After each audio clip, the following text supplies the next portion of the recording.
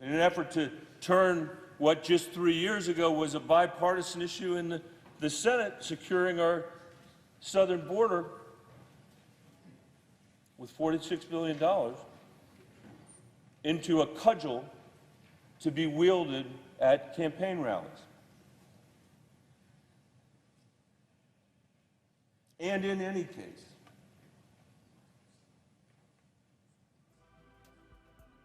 the least we could do while we have these shabby disagreements that aren't worthy of our predecessors, are not worthy of the state I represent, which is a third Democratic, a third Republican, and a third independent, are threatening to make our generation, the first generation of Americans, to leave less opportunity, not more, to the people coming after us. A generation of politicians who are openly suggesting that America's role in the world should be diminished. The least we could do is reopen our government and stop pursuing this self-inflicted harm that it creates to have hundreds of thousands of federal workers out of work and not being paid, not able to support their families, while we continue to stand on this floor having mindless arguments that are going to do nothing to advance the future of our country.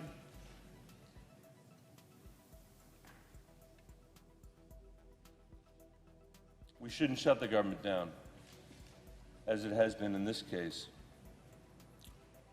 for a campaign promise that the President, I'm sure, knew he could never keep. With that, Madam President, I yield the floor. Madam President. Senator from Texas. Madam President, there's an old saying among Texas trial lawyers. If you have the facts, you bang the facts. If you have the law, you bang the law. If you don't have either one, you bang the table. We've seen a whole lot of table banging right here on this floor. The senator from Colorado spent a great deal of time yelling, spent a great deal of time attacking me personally. He did at one point briefly rise to defense of my father. I appreciate that gesture. But he spent a lot of time yelling. I will say, in my time in the Senate, I don't believe I have ever bellowed or yelled at one of my colleagues on the Senate floor, and I hope that in my time before me that I don't ever do that. I think we should discuss issues and substance and facts and not simply scream and yell at each other. So let's go over some of the facts. In the senator from Colorado's angry speech, he did not dispute, number one, that he and every other Senate Democrat in 2013 voted for 350 miles of border wall. That's a fact. He has voted for 350 miles of border wall, as did every other Democrat in this chamber at that time. Number two, he did not dispute that in December of last year, the then Republican House of Representatives voted to fund the government, to fund the entirety of the government, and to secure the border. And the senator from Colorado, and I believe every other Democrat, filibustered that bill and caused the shutdown. Madam President, I voted to take up that bill. You voted to take up that bill. Had we taken up the bill, had we simply passed the bill the House of Representatives had passed, funding the government and securing the border, the government would never have shut down. And so it takes some degree of chutzpah to stand up after filibustering funding for the government, as the Democrats did, and to blame the shutdown on the opposing party. The senator from Colorado did not dispute the Republican House voted to fund the government, and he and his Democratic colleagues filibustered that, which caused the shutdown. And number three, the senator from Colorado did not dispute that the stated reason the Democrats filibustered that bill is because it authorized the funding of 234 miles of wall. Now, I have to say, Madam President, I find it amusing. A new adjective has creeped in. It's now not 234 miles of wall, it's medieval wall. I don't know if there's something in there that has a moat and has catapults and they're throwing burning tar. Medieval wall now. It's kind of an odd thing. It does raise the question, well, if walls are medieval, why did the senator from Colorado and every other Democrat in 2013 vote for 350 miles of medieval wall? To the extent walls are medieval, they presumably were medieval in 2013 just as much as they are now. You know, the president has a good observation. He said, I'll tell you something else that's medieval, the wheel. There's a reason the wheel is medieval, because it rolls things and it works. Walls are effective. Unlike the senator from Colorado, I live in a border state. We have 1,200 miles of border. I have spent a great deal of time down at the border with Border Patrol agents. We have miles and miles of wall right now that are working. I've been to those walls, not once, not twice, but over and over and over again. One of the rich things about this chamber is senators from states nowhere near the border presume to lecture border states about what it's like on the border and what works securing the border. Walls are effective, and I'll tell you, every single Border Patrol agent I've asked that. And I have asked dozens, probably hundreds of Border Patrol agents. Are walls effective? Unquestionably, they say yes. Now, let's not construct a straw man. Walls aren't the only thing. You need technology. You need boots on the ground. You need all sorts of other tools. But walls, the critical point in intercepting someone crossing over illegally is the time between detection and interception. And what a wall does is slows down the traffickers to give the Border Patrol time to intercept them. And by the way, we've seen it over and over again in San Diego when they built the wall. The illegal traffic plummeted. In El Paso, when they built the wall, the illegal traffic plummeted. But now the Democrats, their position, it's not substantive. They voted for 350 miles of wall, so why are they shutting the government down over 234 miles of wall? It's not substantive, it's political. Okay, we get they hate Donald Trump. If anyone in America had missed that point, that they really, really, really don't like this man, their yelling and screaming and bellowing has made that abundantly clear. But just because you hate somebody doesn't mean you should shut the government down. I voted to keep this government open right now today. The Democrats are filibustering funding for the government. Let me tell you something else the senator from Colorado didn't dispute. We had a whole colloquy with the senator from Louisiana, the senator from Mississippi, the senator from Alaska about funding the Coast Guard. Did you notice, Madam President, in that entire bellowing speech, the words Coast Guard were never uttered? Not once. What Senator Kennedy asked this body to do was pass a clean bill to pay the paychecks of the Coast Guard. Senator Kennedy's bill doesn't mention a wall, whether you like one or not, doesn't mention a medieval wall or any other kind of wall. It simply says pay the Coast Guard, yes, no. Every Republican agrees, pay the Coast Guard right now. It's not fair to treat the Coast Guard differently than we're treating the Army and Navy and Marines and Air Force. Senator from Colorado didn't address that because it is indisputable, it is a fact that the reason that didn't pass right now is because the Democratic leaders stood up and made an objection. And by implication, every Democratic senator presumably agrees with it. The fact that the senator from Colorado didn't say, yes, we should fund the Coast Guard, and you know what? My leader was wrong when he held the paychecks of the Coast Guard men and women hostage because he wants to win a political fight with the president. And by the way, I would note to the senator of Colorado, it's not the end of the world to stand up to your party's leader. Some of us have a history of having done so in the past.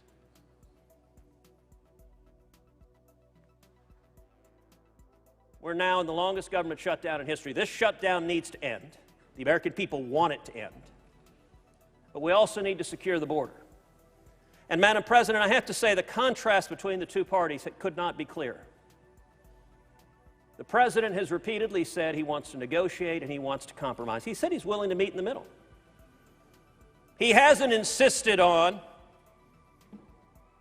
every mile of border wall he asked for. He hasn't insisted on every single dollar of border security. He said, let's meet and compromise.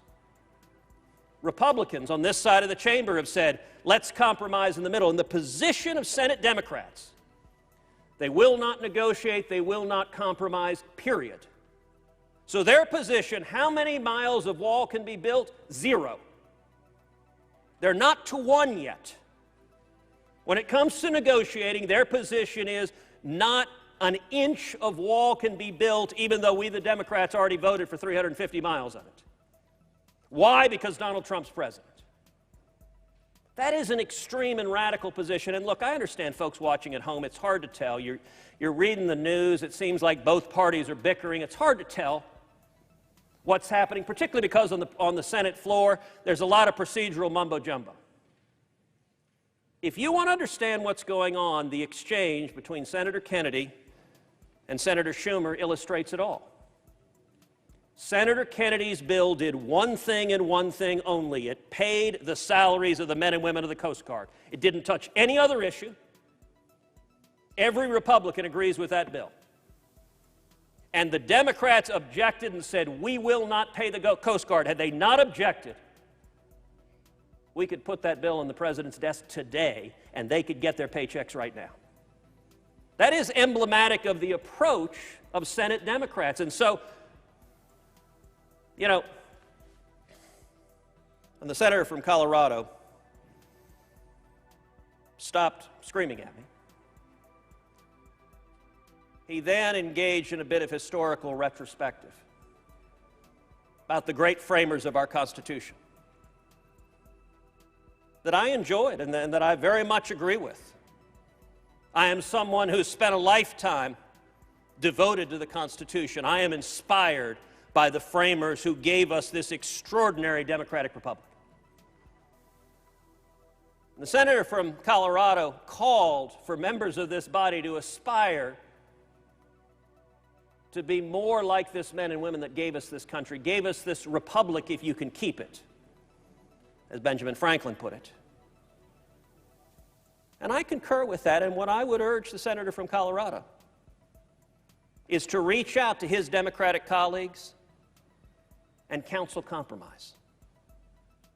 I am urging my colleagues on this side to do the same, and the difference is the Republicans are willing to compromise, have offered to compromise, and in fact, just now sought to pay the Coast Guard, and the Democratic position is no, no, no, we object.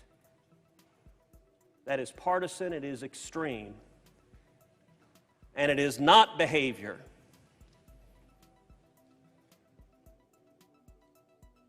that would bring pride to the framers of our Constitution. I hope that this body can do better.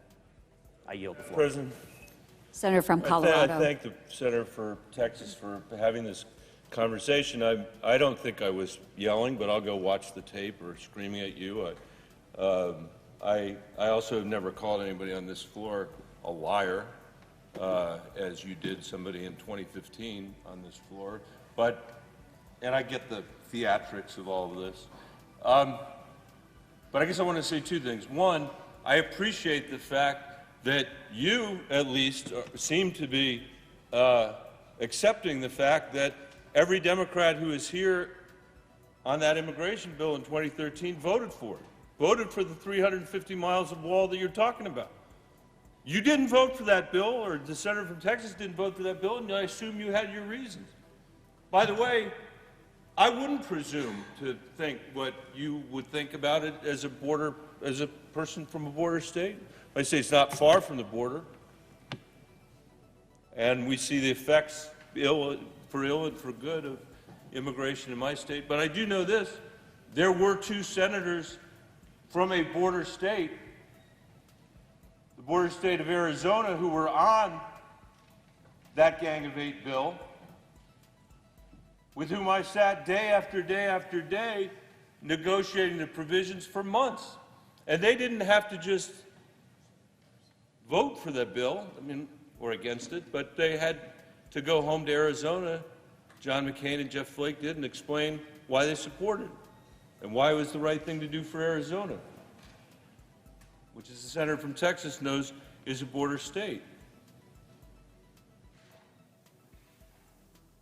So the idea that there's a problem to be solved here because Democrats in this chamber are for open borders is false, as I think the senator indicated. The second point is the senator from Texas referenced Ben Franklin. Ben Franklin was standing outside the steps of Constitution Hall, and somebody who was passing by, this was while they were writing the Constitution, said to him, Mr. Franklin, what kind of government are you creating? A monarchy or a republic? That was the question. And as Senator Cruz has said, his answer was a republic if you can keep it. If you can keep it. His answer was not a republic. It was a republic if you can keep it. Because he knew that the words written in the Constitution weren't going to preserve themselves. That this exercise in democratic self-government, a democratic republic, would require generations of women and men, not just in this chamber, but as citizens. And I would say as founders, to keep the republic that they created.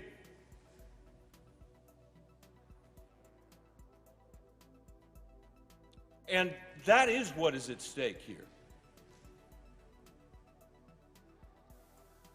That is what is at stake when the government has been shut down for politics, when we have a president who doesn't believe in the rule of law, who attacks judges whose decisions he disagrees with, who attacks the free press, who have that freedom because of the Constitution and the Bill of Rights.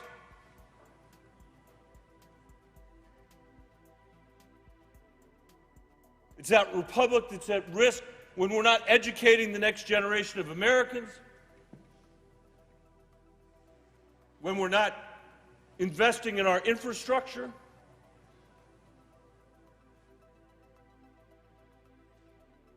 when we have the unbelievable and unprecedented fiscal hypocrisy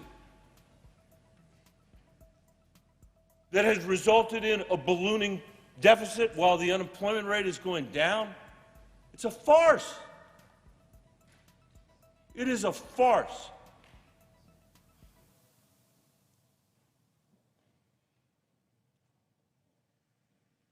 And so my closing words is to say I will work with anybody,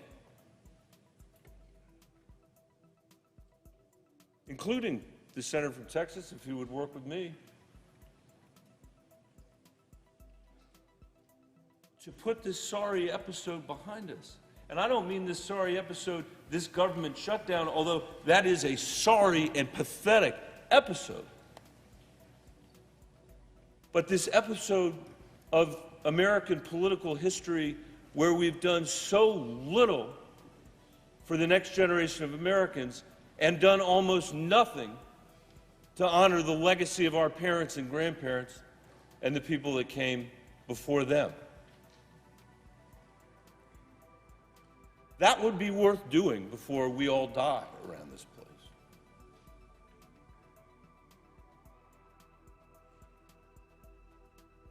With that, Madam President, I yield the floor.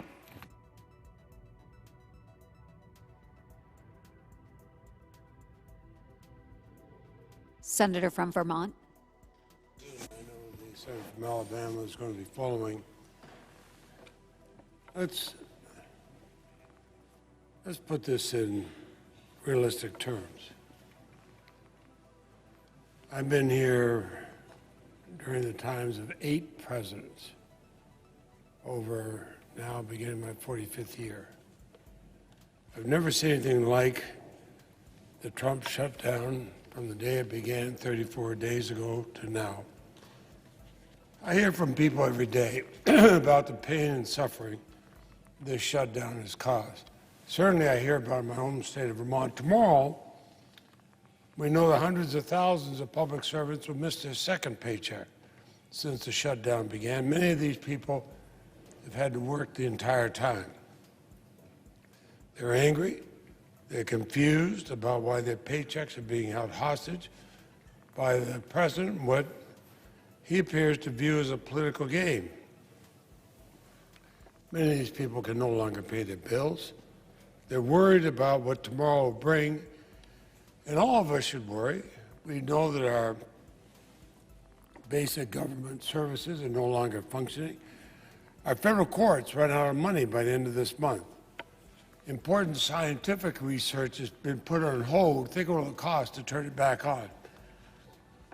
The fishing industry is in turmoil because they can't get the federal permits or inspections required to take out their boats. In the wake of a record-setting fire season, the Forest Service has curtailed thinning and fire prevention projects. Federal law enforcement and prosecutors are sounding the alarm that the shutdown is hindering important investigative work and criminal prosecutions. Transportation Security Administration, TSA, employees are calling in sick in record numbers after a month of being on the job with no paycheck. Some even saying they can't pay for the gas to get to their job. These are the people charged with detecting dangerous threats at our nation's airports. Instead, they're stressed and frustrated. Everybody knows that's not a very good combination. Long lines are forming at airports. The lack of TSA employees have forced some major airports to close screening areas, causing further delays. Now, I could go on and on, but we know the Trump shutdown is hurting our nation and our citizens. I'm going to tell you, overseas, it makes the United States of America look weak and foolish. This great country is made to look weak and foolish by the Trump shutdown. But we can end it right now, today. For the sake of the country, we should. The McConnell Amendment, the so-called End the Shutdown, Reopen the Government Act, we all know it's a non-starter.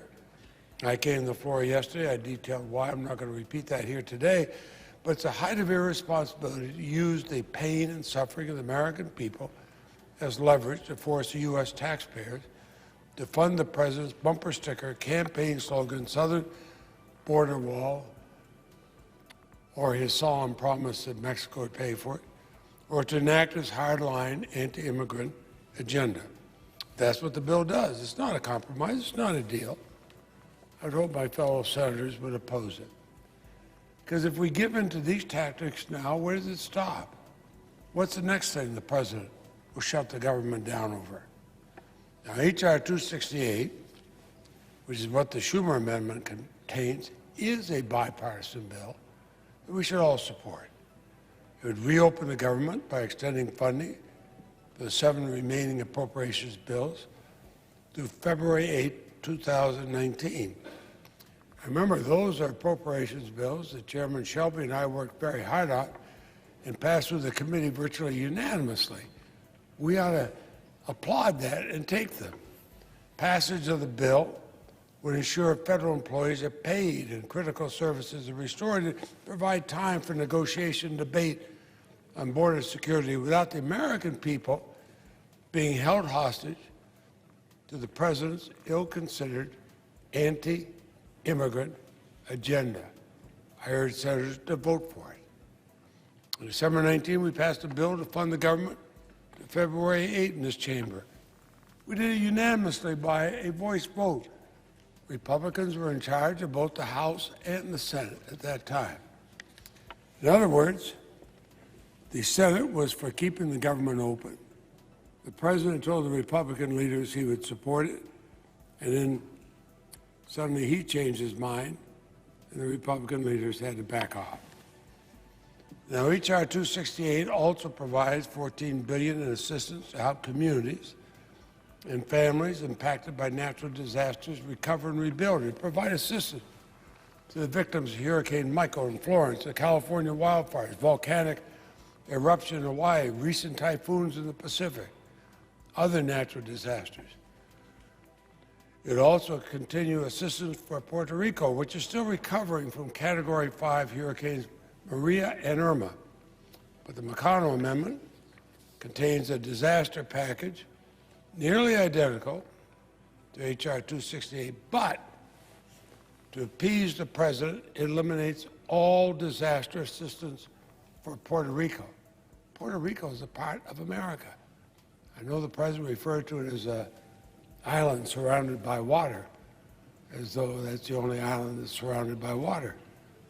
But the McConnell Amendment eliminates $1.3 billion in funding for clean and safe water, drinking grants, community redevelopment funds, and nutrition assistance that would help the Americans in Puerto Rico continue their recovery.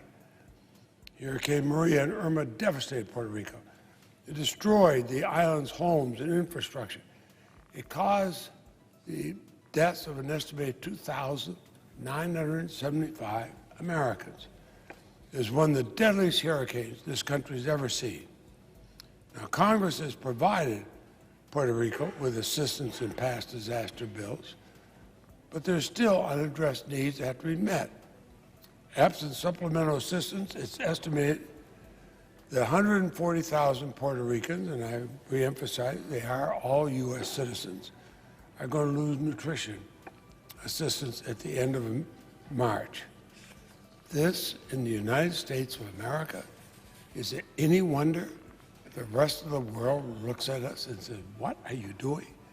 We're supposed to take care of all our citizens when there's a crisis, not pick and choose based on who we are or who we're aligned with politically, just as I've voted for disaster aid in states represented by Republicans. Republicans have voted for disaster aid in my state when it's been represented by Democrats. But the president's disregard for the victims of Hurricane Maria is shameful. So I would urge Senators to vote aye on the Schumer amendment.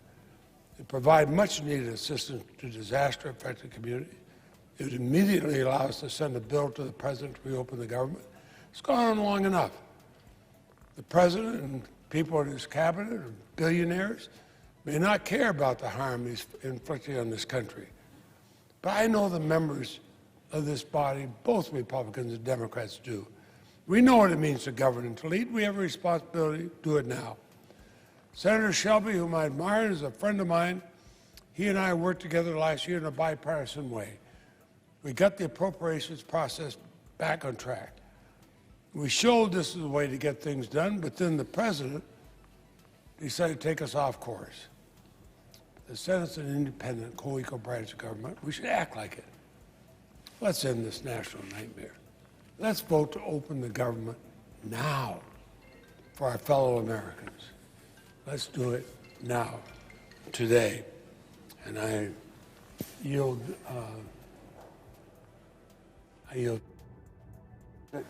Senator from Alabama. Madam President, just a few months ago, we stood here on the Senate floor celebrating the progress that we had made together in the appropriations process that Senator Leahy had just alluded to. We're all tired of lurching, I believe, from crisis to crisis amid partisan bickering. Both sides resolved then to put aside partisan differences and work together for the good of the American people. And it worked. Together, we funded 75% of the government on time. And while we would have preferred to have funded 100%, it was considerably more progress, Madam President, than we had made in decades here. Yet, we find ourselves here today more than a month into the longest shutdown, partial shutdown of government in American history. it's enough, I think, to give you whiplash. Funding the remaining 25% of government is the task before us here today. Homeland security, border security, that's the linchpin. We know that. Are our differences really as insurmountable as they seem? They should not be, and I want to discuss why not. Last May, the Appropriations Committee considered the fiscal year 2019 Homeland Security Bill. That bill included money for a physical barrier at the southern border. In fact, it included an increase in funding over the 2018 level for a physical barrier. Our Democratic colleagues made no attempt to strike this funding, just as Republicans made no effort to strike funding for Democratic priorities in the bill.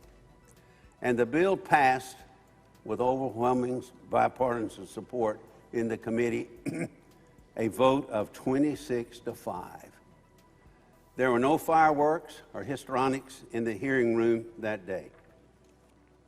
There was no demand to delay the Homeland Security bill until the rest of the federal government was funded. Rather, Madam President, the committee simply decided together on a bipartisan basis to increase funding for a project that Congress funded the previous year.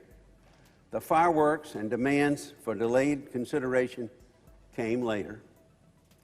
Madam President, it boggles our minds at times how we return so quickly to a standoff mode, to a zero-sum mentality after making so much progress together. It's particularly perplexing to me, considering bipartisan support is exactly what underpinned the very thing that now divides us so bitterly. Just a few months ago, funding for a physical barrier in the southern border was part of a bipartisan deal, and now we cannot even really discuss it. That was then, I understand that. But where do we go from here? Who is offering real solutions, comprehensive solutions, to end this impasse? The President, for his part, has proposed a serious and I think a reasonable compromise, a comprehensive solution. I commend him for that. He's doing what the American people expect, I think, showing a willingness to work together to find common ground. I encourage my Democratic colleagues to reciprocate here. We have in the past. If this proposal today is unacceptable, I ask my colleagues on the other side to put something on the table that could help move us off the dime. Work with us. Propose a comprehensive solution to get us moving in the right direction. But simply saying no, demanding that we deal with border security later, it's not going to cut it today. It will not now, so forth. So what do we do about solving our crisis? And this is a real crisis. If not now, when? When will be the time to secure the border? What good will more time, more talking do? The American people have been promised that border security will come later since the Simpson-Mazzoli amnesty in 1986. And as I look at where we are today, still waiting, still talking. The drug smuggling, the human trafficking, the chaos, it's a real crisis. We know what must be done. It's a question, what will be done? I say this afternoon in the Senate, let's come together. Let's put the bitterness behind us and do what is right for the American people and end the shutdown and secure the border. Madam President, the real question before us today is this the beginning of the end, or is it just the end of the beginning? We shall find out. From Vermont. The clerk will call the roll. Mr. Alexander.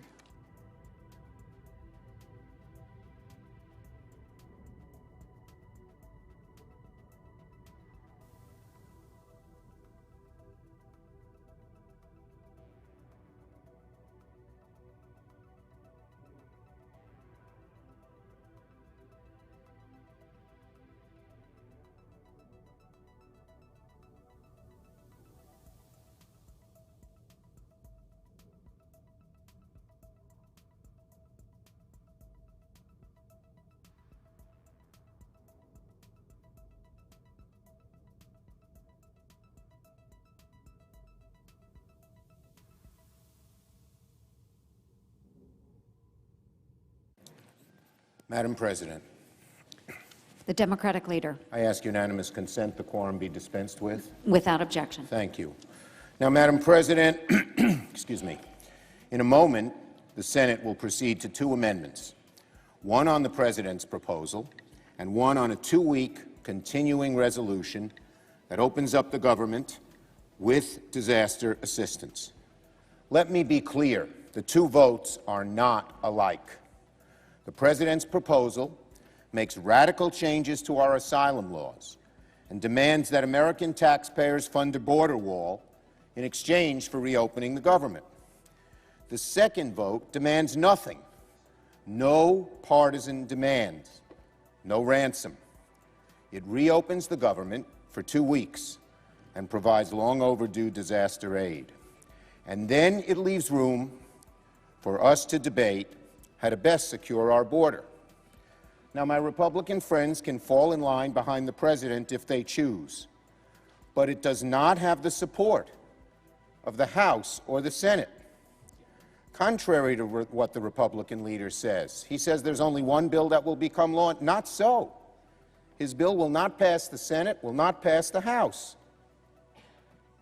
And so it's not the only way for us to make a law, because after the first vote fails, Republicans will have a chance to vote with us to reopen their government. The second vote determines whether you want to reopen the government or not.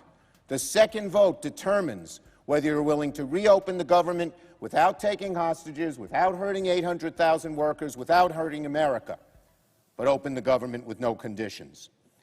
We can send that bill to the President's desk. It has already passed the House. The President may choose to veto it, just as we may choose to override that veto. My dear friend from Louisiana missed that point.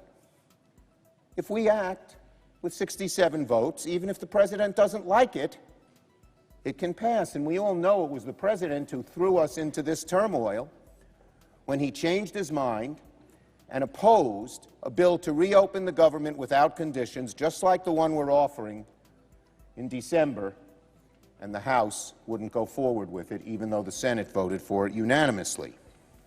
So our bill should not be controversial. Our amendment is nearly the same bill Republicans all voted for a month ago. And it shows that the one cause of this shutdown is the one person who bragged he wanted it, President Donald Trump. Last month, the Senate unanimously passed the short-term bill to keep the government open. It was Leader McConnell's idea. Everyone thought the President would support it.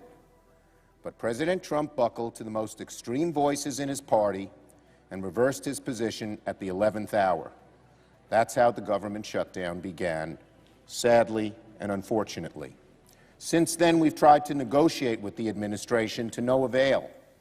When the President's deputies made offers, the President almost immediately retracted them. The President even rejected an idea by Senator Graham, one of his staunchest allies in the Senate, to reopen government temporarily while we debate border security. Now the President is back with a straw man proposal, as the senator from Oklahoma called it, that makes the same demand he's been making all along. $5.7 billion taxpayer dollars for a border wall he promised Mexico would pay for, and adds a new radical change to our asylum laws. What the President calls concessions to Democrats are the protections for DACA and TPS recipients that the President himself rescinded and has been subsequently protected by the court. Calling this a reasonable compromise is laughable. It's a starkly partisan proposal that perfectly encapsulates the President's hostage-taking of the American government. Quote, this is what the President could be saying in this bill. Give me everything I want in exchange for reopening the government. A vote for the President's plan is very simply an endorsement of government by extortion. Enough is enough. Now, I know that many of my colleagues on the other side of the aisle agree with me. They understand that holding our government workers hostage for a policy goal is no way to govern. I know they feel that way. So I urge them to vote yes on the second vote. Supporting our amendment doesn't mean you don't support stronger border security. To the contrary, it starts funding that effort once again. Voting for this amendment means you agree with the vast majority of the American people that the government should open without precondition. Voting for this amendment means you recognize that holding millions of Americans hostage is not a way to run a government. Voting for this amendment means that you believe members of the Coast Guard and the TSA and the DHS and the FBI should be paid for their work protecting our country. Voting for this amendment means you support our air traffic controllers and food inspectors and the men and women who work at our national parks. And yes, voting for this amendment means that you support border security. It means you support a way out of this shutdown where we can sit down and rationally hash out our differences. If we can't do that, if we can't agree today that the way to solve disagreements over policy is through debate and consideration in Congress where it belongs, then we are staring down a very long and very dark tunnel. Our system of government was designed to allow space for disagreements, even vociferous ones. But when one side, in this case the President, uses the basic functioning of our government as leverage to extract policy concessions, our entire system of government breaks down. It's a recipe for gridlock, dysfunction, and paralysis, not only now, but on into the future. I believe there are men and women of good faith on both sides of the aisle who want to see this senselessness come to an end today. Let the Senate come together now. Let the Senate rise to the occasion as it has done so often in the past. Vote yes on the Second Amendment. Open the people's government. I yield the floor.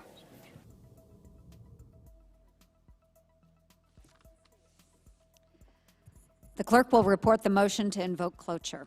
Cloture motion, we, the undersigned senators, in accordance with the provisions of Rule 22 of the Standing Rules of the Senate, do hereby move to bring to a close debate on Senate Amendment Number 5 to H.R. 268, an act making supplemental appropriations for the fiscal year ending September 30th, 2019, and for other purposes, signed by 17 senators.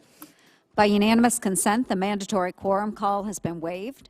The question is it the sense of the Senate that debate on Amendment Number 5, offered by the Senator from Kentucky, Mr. McConnell, to H.R. 268, an act making supplemental appropriations for the fiscal year ending September 30th, 2019, and for other purposes, shall be brought to a close? The yeas and nays are mandatory under the rule. The clerk will call the roll. Mr. Alexander. Ms. Baldwin. I got you. Mr. Barrasso. Mr. Bennett. Mrs. Blackburn.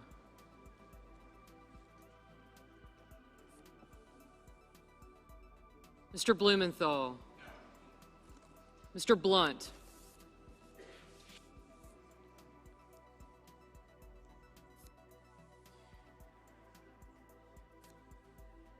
Mr. Booker. Mr. Bozeman. Mr. Braun. Mr. Brown. Sure. Mr. Burr. Ms. Cantwell.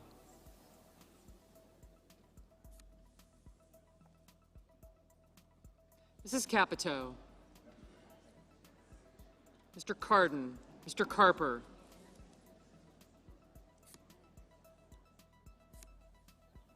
Mr. Casey.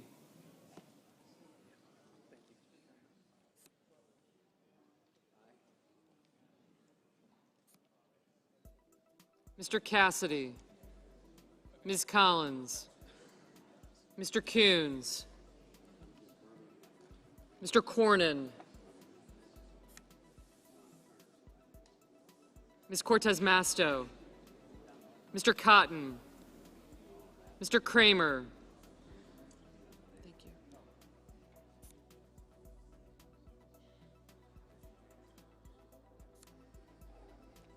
Mr. Crapo.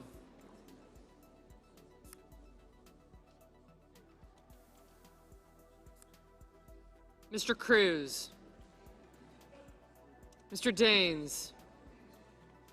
Ms. Duckworth. Mr. Durbin. Mr. Enzi. Ms. Ernst. Mrs. Feinstein. Mrs. Fisher. Mr. Gardner. Mrs. Gillibrand. Mr. Graham. Mr. Grassley. Ms. Harris. Ms. Hassan. Mr. Hawley. Mr. Heinrich. Ms. Hirono. Mr. Hoven. Mrs. Hyde-Smith. Mr. Inhofe. Mr. Isaacson. Mr. Johnson. Mr. Jones. Mr. Kane. Mr. Kennedy. Mr. King. Ms. Klobuchar.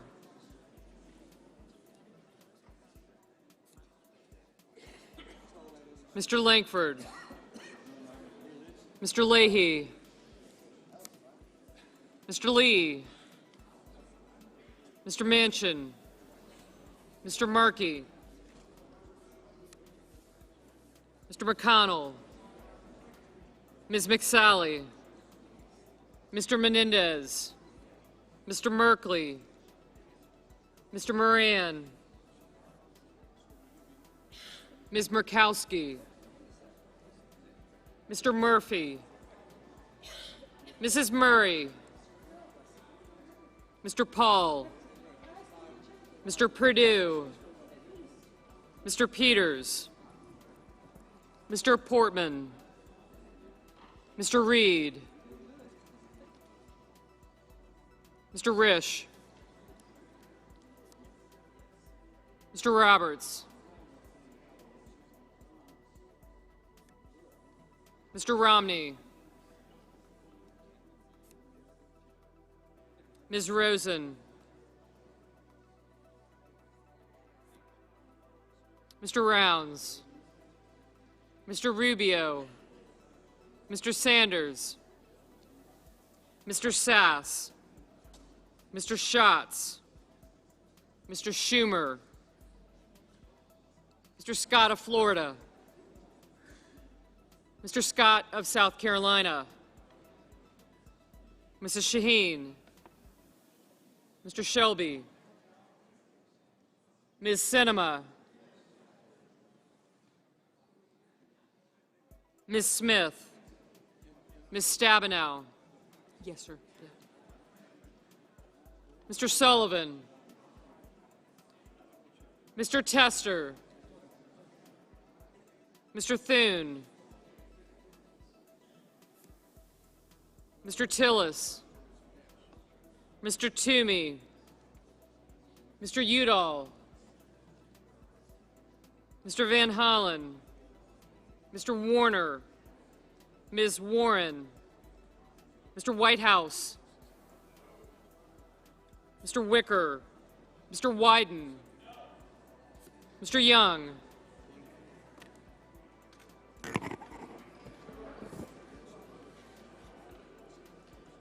Senators voting in the affirmative: Alexander, Burr, Cassidy, Ernst, Graham, Manchin, and Shelby. Senators voting in the negative: Baldwin, Blumenthal, Booker, Brown, Cardin, Carper, Casey, Cortez Masto, Durbin, Gillibrand, Hassan, Heinrich, Hirono, Kane, King, Leahy, Merkley, Murray, Peters, Reed, Sanders, Schatz, Schumer, Shaheen, Smith, Stabenow, Warner, Warren, Whitehouse, and Wyden. Mr. Tester, no. Mr. Rubio, aye.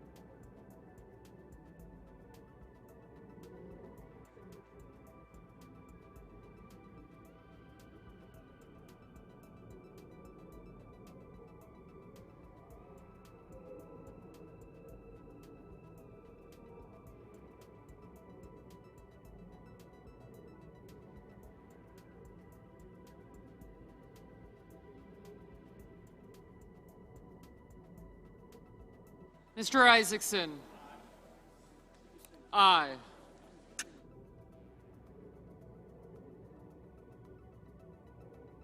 Mr. Van Hollen. No.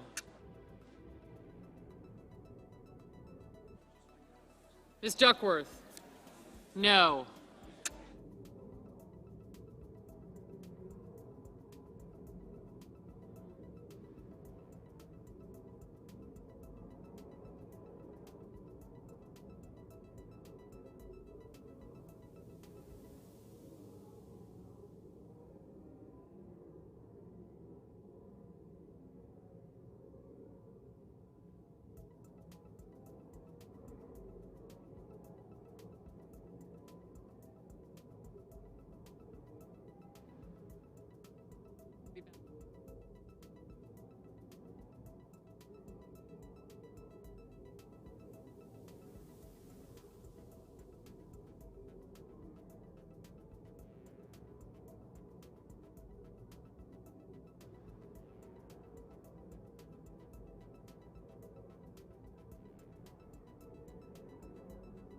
Mr. Moran.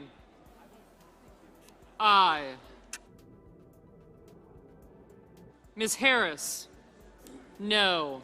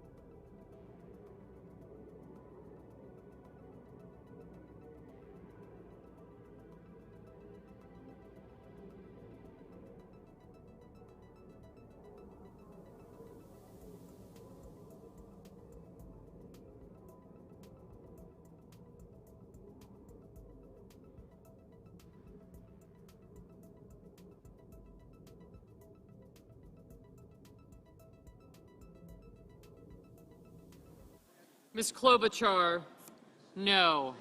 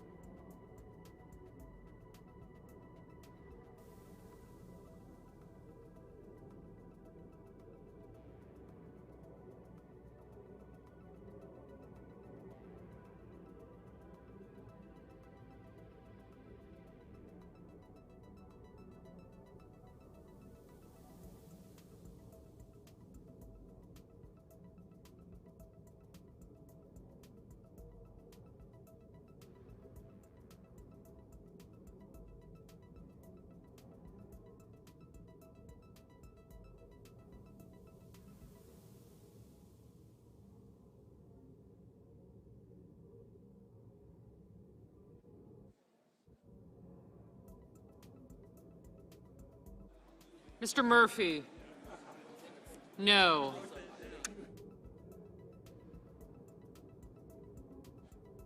Mr. Udall. No.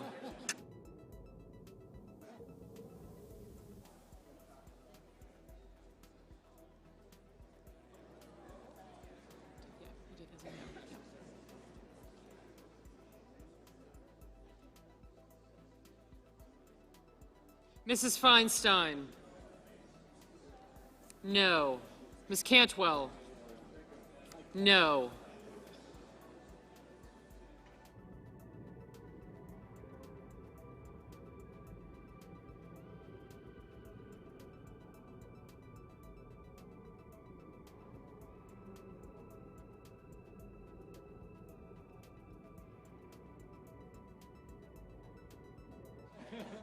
Mr. Braun? Aye.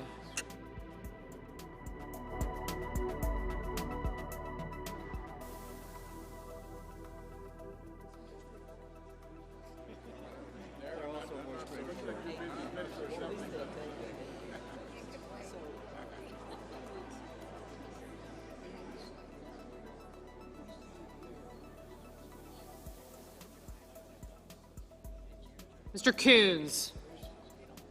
No.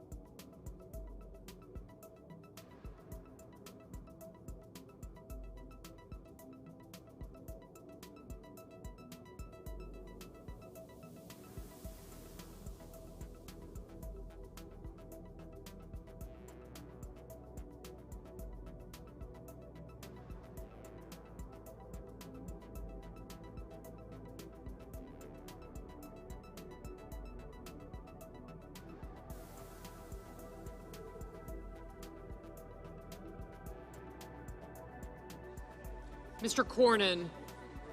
Aye.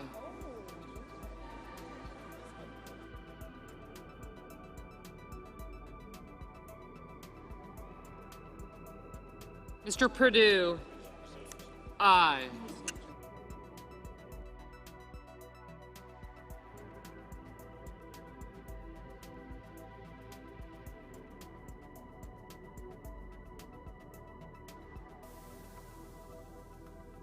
Mr. Markey? No.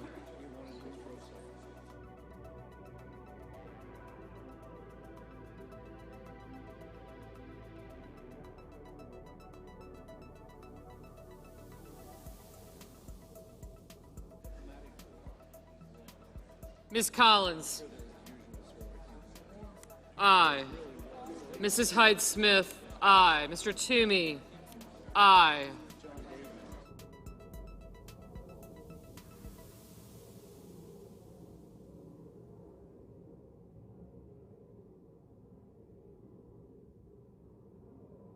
Mr. Tillis? Aye. Mr. Wicker? Aye. Mr. Gardner? Aye. Mr. Bozeman? Aye. Ms. Murkowski? Aye. Mr. Inhofe? Aye. Mrs. Fisher? Aye. Mr. Kramer? Aye. Mr. Cotton? No.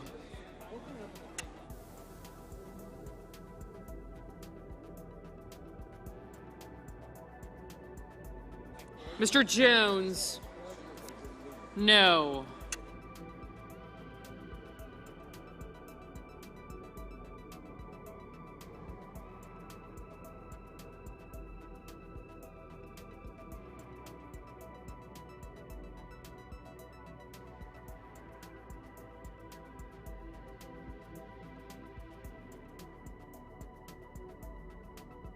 Mr. Young? Aye. Mr. Rounds? Aye.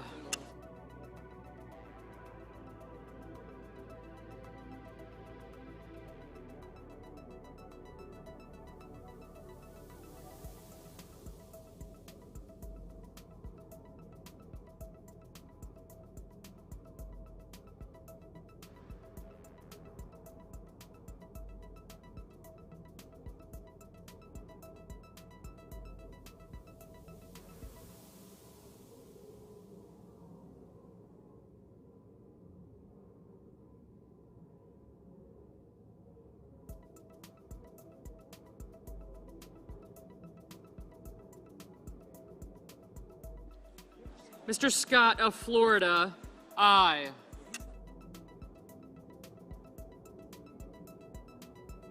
Mr. McConnell, aye. Ms. Sinema, no. Ms. McSally, aye.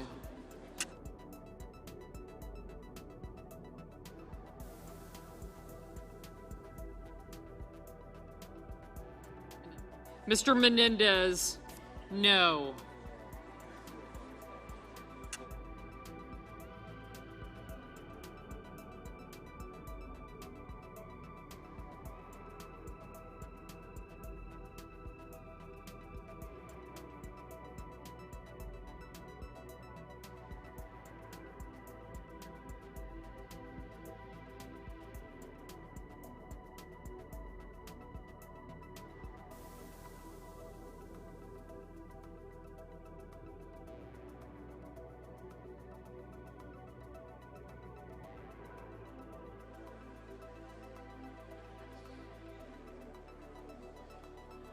Mr. Daines, aye. Mr. Hawley, aye.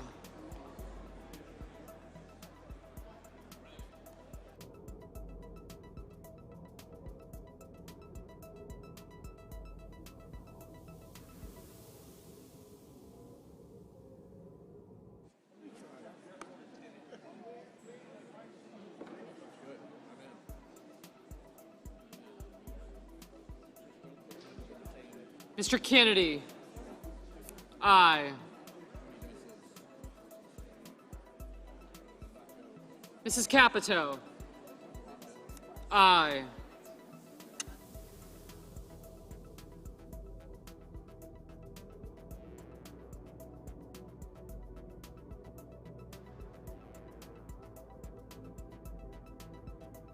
Mr. Crapo, aye.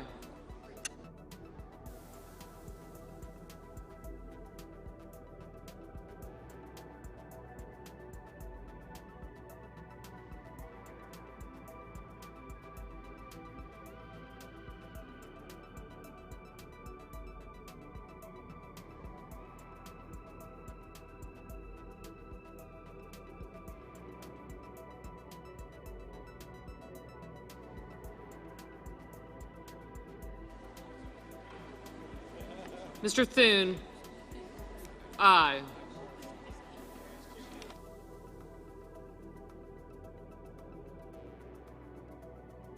Mr. Hoven, aye.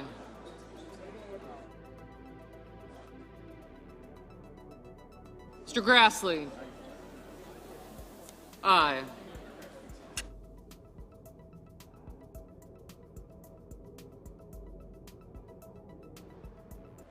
Mr. Scott of South Carolina, aye.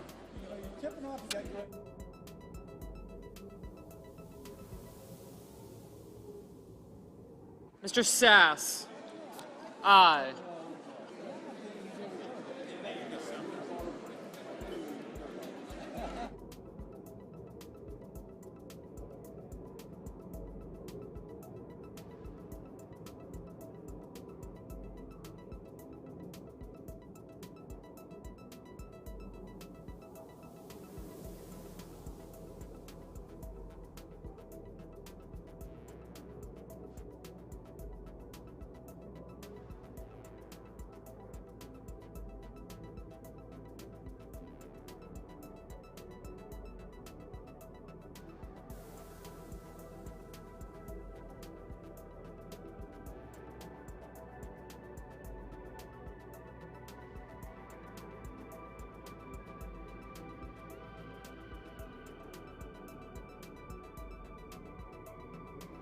Mr. Blunt, aye. Mr. Romney, aye.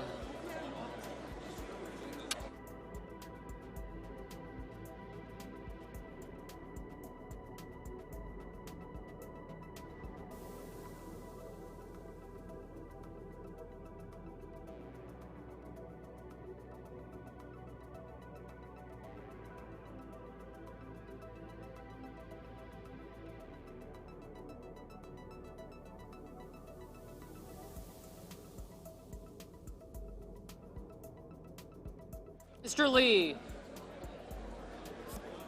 Mr. Lee, no. Mr. Barrasso, aye.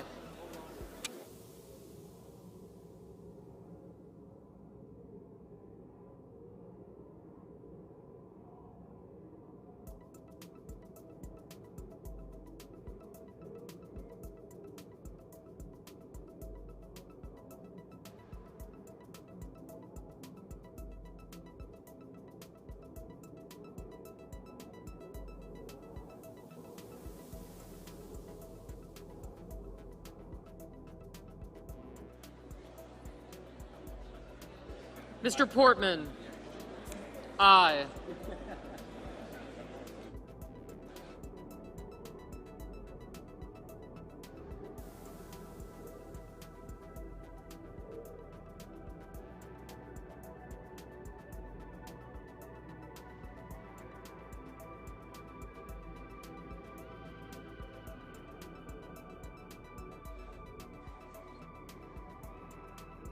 Mr. Bennett, no.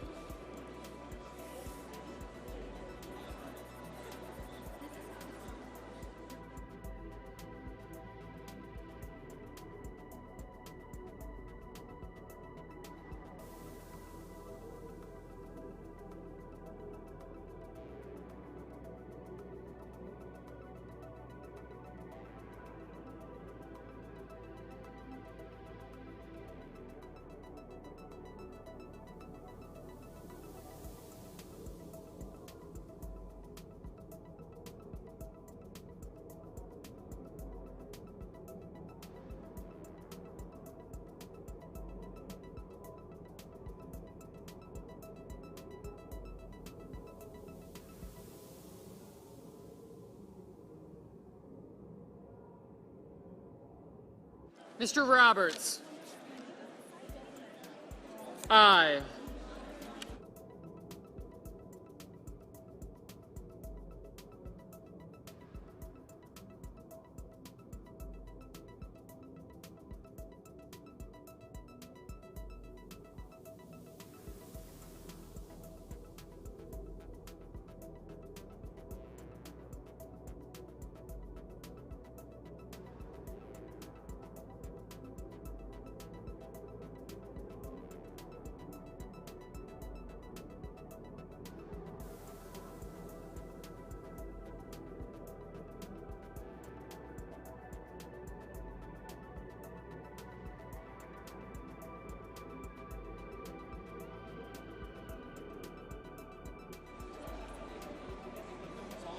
Mr. Sullivan, aye. Mr. Cruz, aye.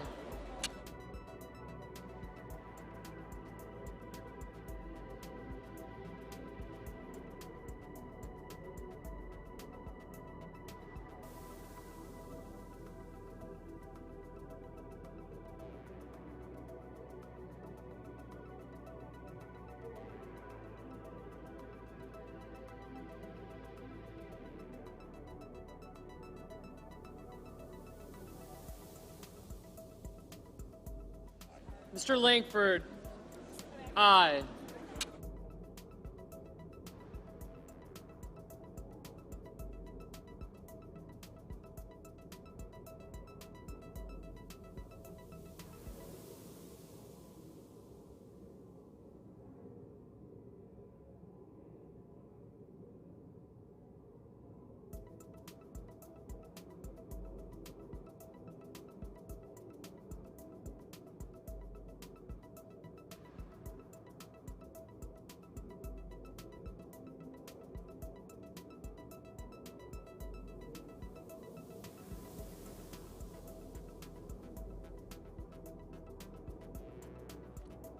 Mr. Enzi, aye.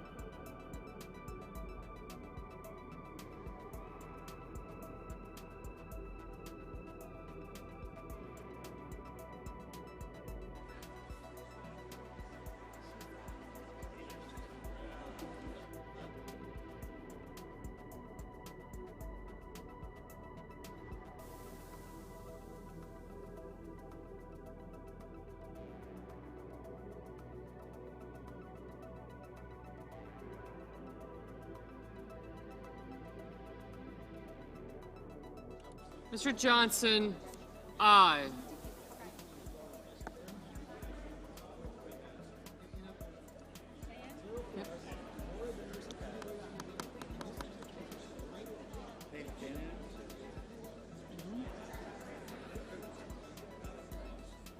Mrs. Blackburn. Aye.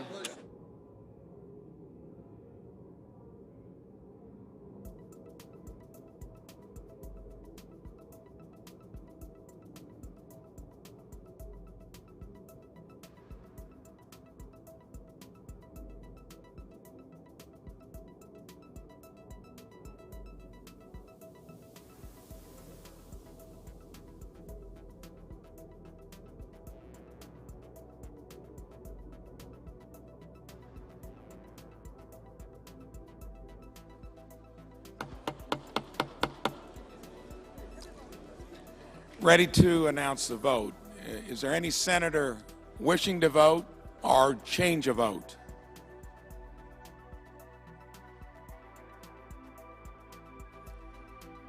On this vote, the yeas are 51, the nays are 47. 3/5 of the senators duly chosen and sworn not having voted in the affirmative. The motion is not agreed to.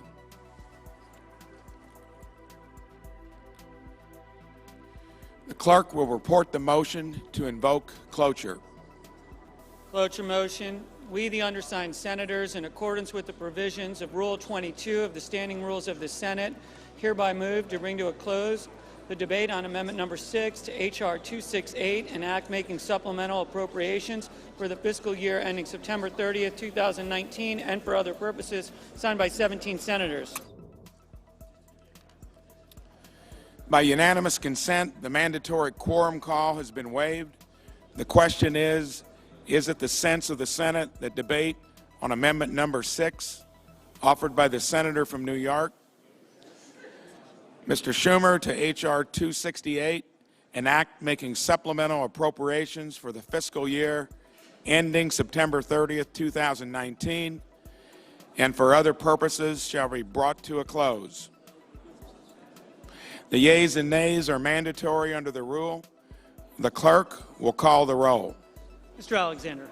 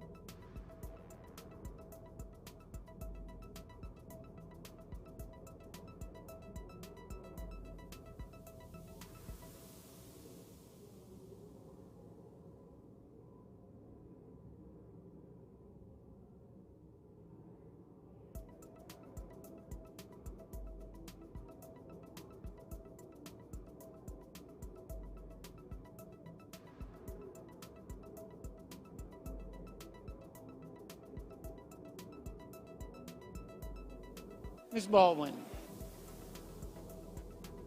Mr. Barrasso.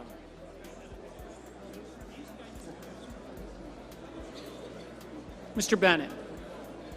Mrs. Blackburn. Mr. Blumenthal.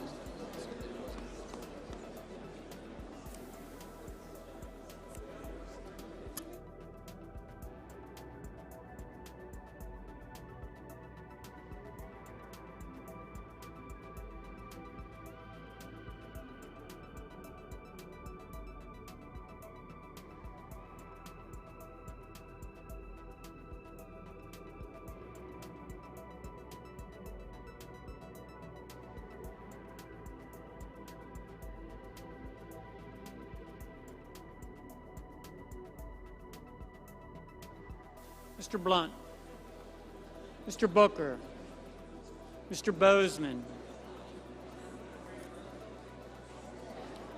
Mr. Braun,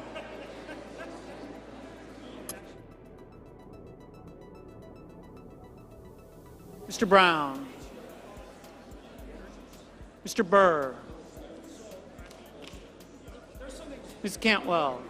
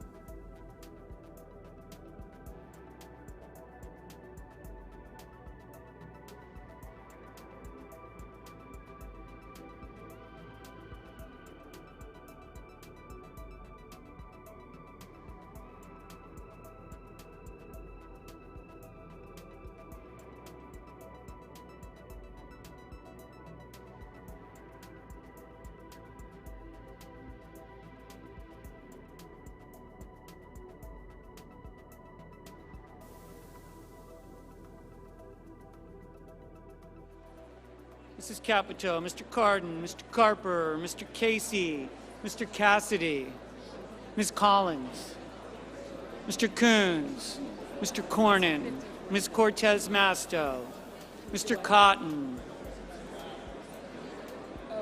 Mr. Kramer, Mr. Crapo, Mr. Cruz, Mr. Daines, Ms. Duckworth, Mr. Durbin,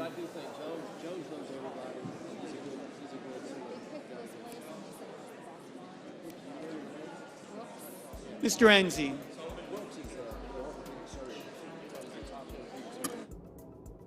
Ms. Ernst,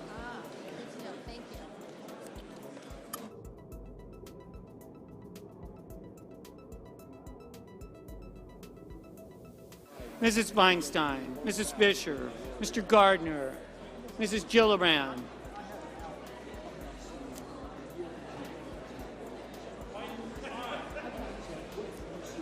Mr. Graham, Mr. Grassley, Ms. Harris, Ms. Hassan, Mr. Hawley, Mr. Heinrich, Ms. Hirono, Mr. Hoven, Mrs. Hyde-Smith, Mr. Inhofe,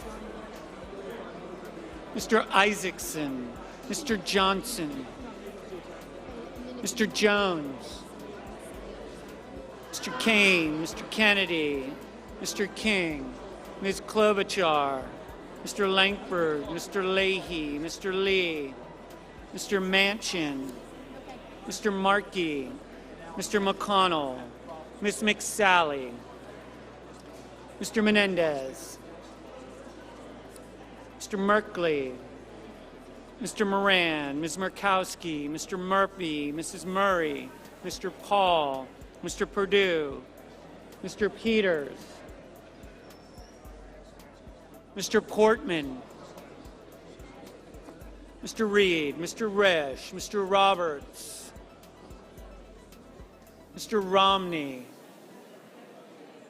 Ms. Rosen, Mr. Rounds, Mr. Rubio, Mr. Sanders, Mr. Sass,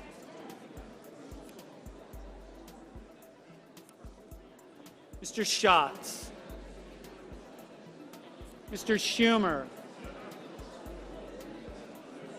Mr. Scott of Florida, Mr. Scott of South Carolina, Mrs. Shaheen, Mr. Shelby,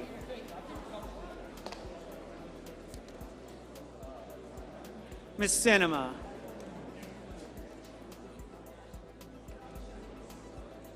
Ms. Smith, Ms. Stabenow, Mr. Sullivan, Mr. Tester, Mr. Thune, Mr. Tillis, Mr. Toomey, Mr. Udall, Mr. Van Hollen, Mr. Warner, Ms. Warren, Mr. Whitehouse, Mr. Wicker, Mr. Wyden, Mr. Young,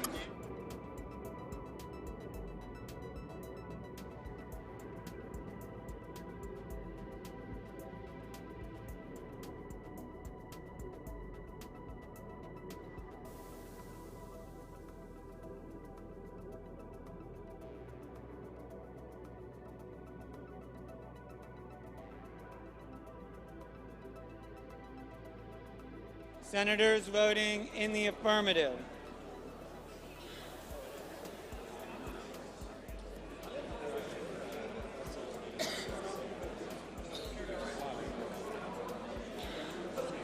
Senators voting in the affirmative. Alexander, Bennett, Blumenthal, Booker, Cantwell, Cardin, Carper, Collins, Coons, Cortez Masto, Duckworth, Durbin, Feinstein, Gardner, Harris, Hassan, Heinrich, Perono, Isaacson, Jones, Kane, Leahy, Manchin, Markey, Menendez, Merkley, Murkowski, Murphy, Murray, Reed, Sanders, Schatz, Shaheen, Sinema, Stabenow, Tester, Van Hollen, Warner, Warren.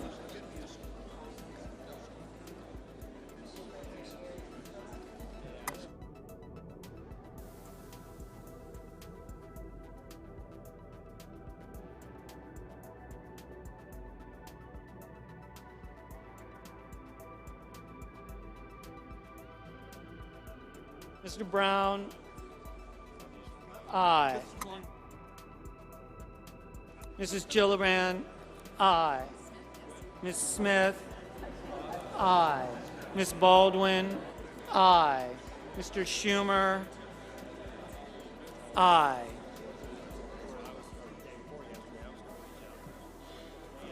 Senators voting in the negative.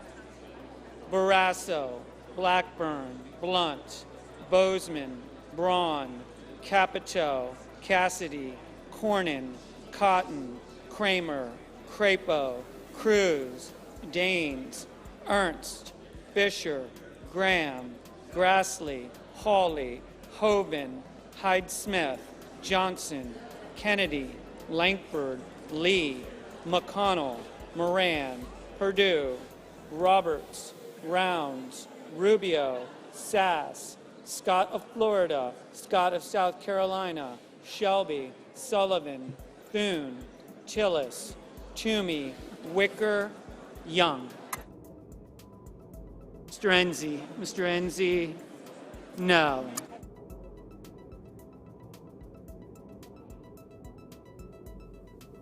Mr. Casey, aye. Mr. King, aye.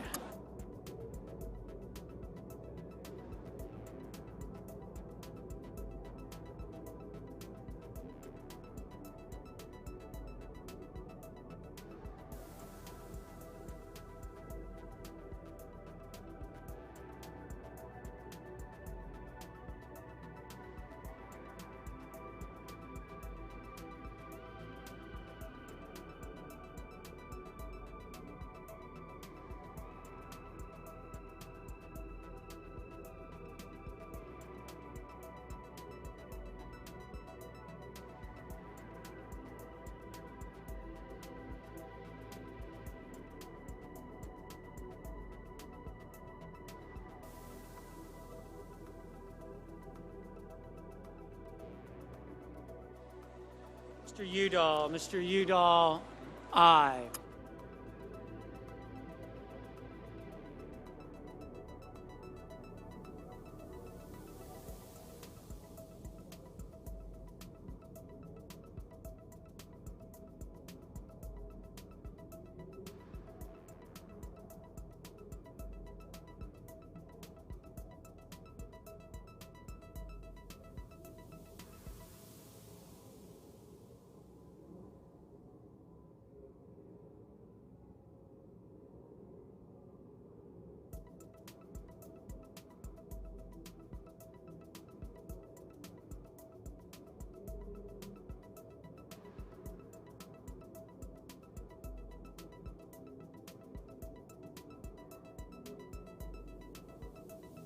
Portman. Mr. Portman, no. Ms. McSally. Ms. McSally, no. Mr. Peters. Mr. Peters, aye.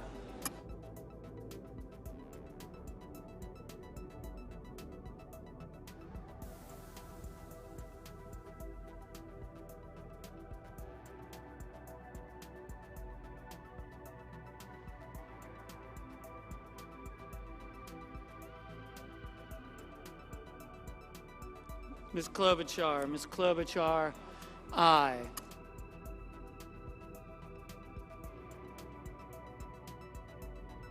Mr. Inhofe. Mr. Inhofe, no.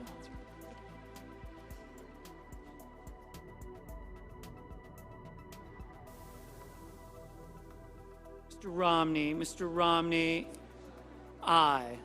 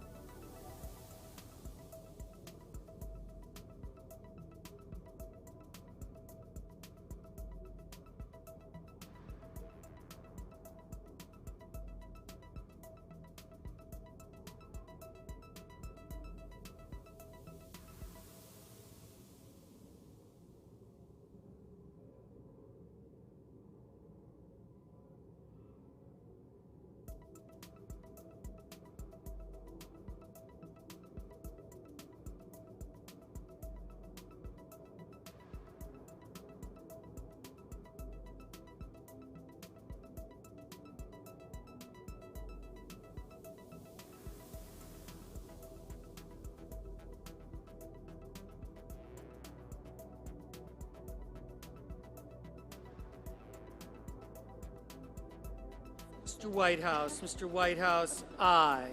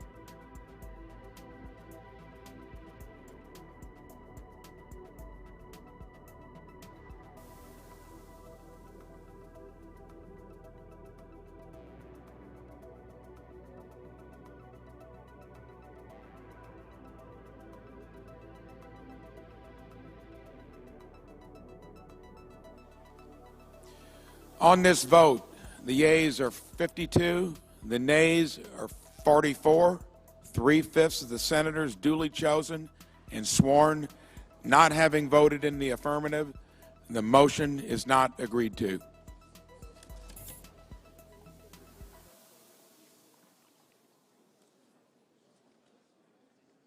Mr. President. Senator from Texas. Mr. President, the Senate's not in order. The Senate will come to order. Mr. President, I'd ask unanimous consent that following my remarks, the Senator from Wisconsin, Senator Johnson, be recognized for 5 minutes. Is there an objection?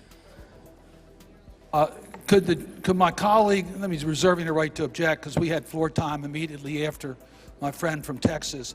Could you give us an idea how much time you'll be using on the floor before we have the time we were supposed to come immediately after you? That's my reason for raising that issue. I promised my friend from Maryland I'll be less than an hour. That's no, what I'm kidding. I'm kidding. I'll try to wrap it up in 10 or 15 minutes max. Because there's about 15 senators that are waiting for the time. We were originally supposed to start at 3:30, and now we're starting later. And I know senators are going to be inconvenienced. Some have commitments. So I'll remove my objection, but I just really want to understand that we thought we would be starting our time before that.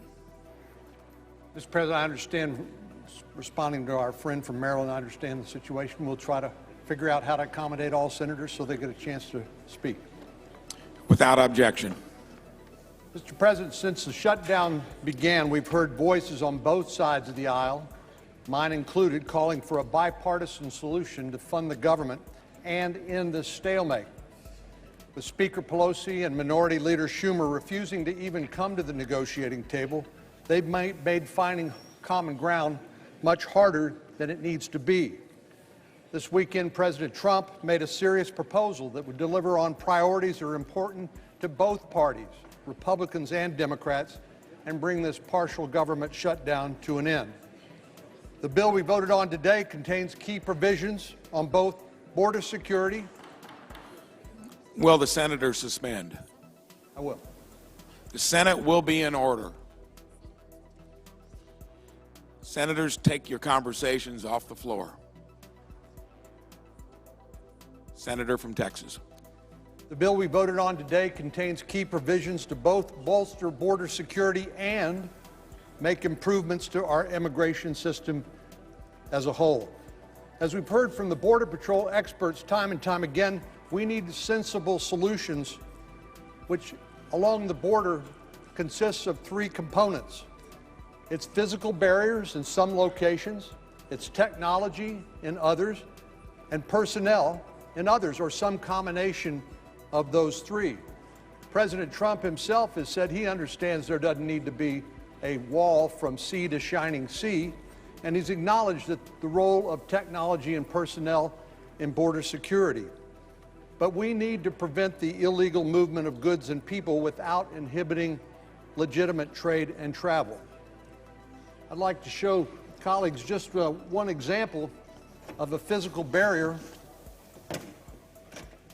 in Texas that was voted on in a bond election in Hidalgo County, Texas. These are folks who live right on the border. They voted to pay for this levee wall. The reason?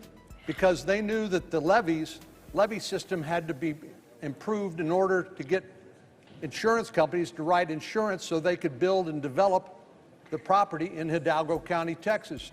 They also talked to the Border Patrol about what the Border Patrol needed to control the movement of illegal immigration across the border, and they came up with a win-win proposition, a levee wall, which was appropriate, is appropriate at this particular location.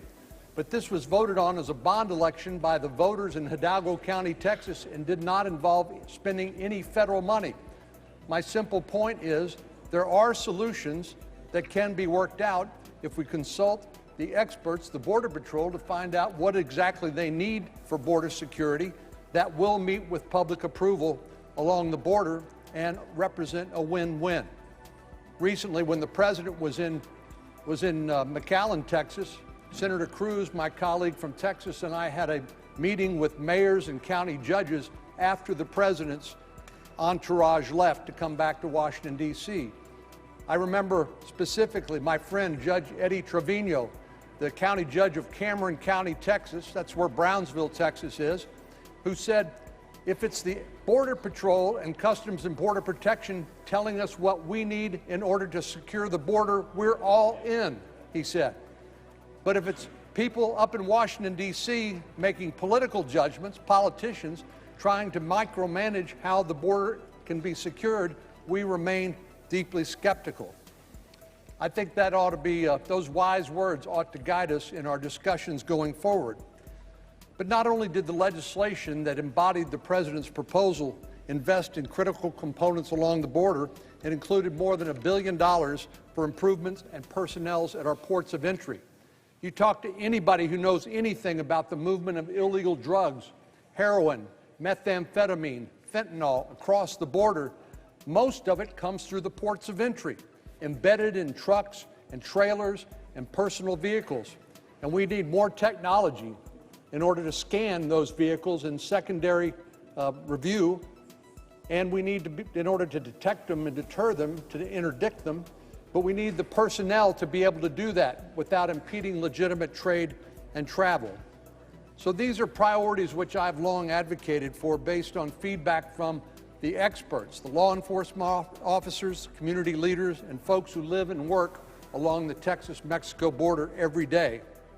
But as we all know, the challenges that exist within our immigration system don't end at our borders. With a court backlog of roughly 800,000 cases deep, nearly 1 million people living in the U.S. with temporary legal status, and the loopholes that make enforcing some of our immigration laws nearly impossible. So there is much more that needs to be done. That's why this legislation includes provisions to build the foundation of real immigration reform, something heralded by both parties. This bill generously granted provisional status to current DACA and temporary protected status recipients who live each day not knowing if or when they be forced to leave the United States. It does not offer a path to citizenship or a long-term solution. I wish we could do that, but we don't have a long-term solution, but it does provide stability for 3 years while Congress works on a legislative fix. So this is far from a solution to the pervasive problems in our immigration system, but it is a start. And a journey of 1,000 miles begins with a single step, and this represents a first step. Most importantly, though, this legislation funds the departments and agencies that have been shuttered since December the 22nd. This shutdown may have begun as a battle over border security, but it's affecting men and women in all 50 states whose jobs have nothing to do with border security. As well, people at the Department of Agriculture, the Justice Department, the Interior Department, Housing and Urban Development, Treasury, there's NASA, the National Space Agency, and the EPA, the Environmental Protection Agency, the Food and Drug Administration, the Peace Corps. All of the people working for each of these government agencies are working without pay or have been furloughed. Not only is the partial shutdown impacting the critical work being done by these departments and agencies, it's harming the dedicated men and women who work there, those tasked with executing and enforcing laws written by this very body. Mr. President, the Senate's not in order. Senate will be in order. Mr. President, since the shutdown began 34 days ago, more than 800,000 federal workers have lost the security of knowing when their next paycheck will come. Tomorrow is the second paycheck they'll miss, meaning they have now gone more than a month without income. Yesterday, when I was in Austin and then in Dallas, I was told that people who routinely volunteer their time at the food bank in those locations now find themselves going to the food bank and seeking food so they can feed their families because they're missing a government paycheck and can't provide for them without the generosity of those food banks. I also went to events in Austin and Dallas, met with the U.S. attorneys in both of those locations talking about our efforts to counter human trafficking and child exploitation. What I learned is that the prosecutors, the frontline prosecutors who prosecute these kinds of cases aren't being paid. But maybe more troublesome is the fact that either are the FBI agents that conduct the investigations or the administrative personnel that support the U.S. attorney's offices. So this is harming our ability to prosecute, to investigate and prosecute human trafficking and child exploitation cases too. People are being forced to work without pay, and it's harming not only them, but the victims of these horrific crimes. Mr. President, the Senate's not in order.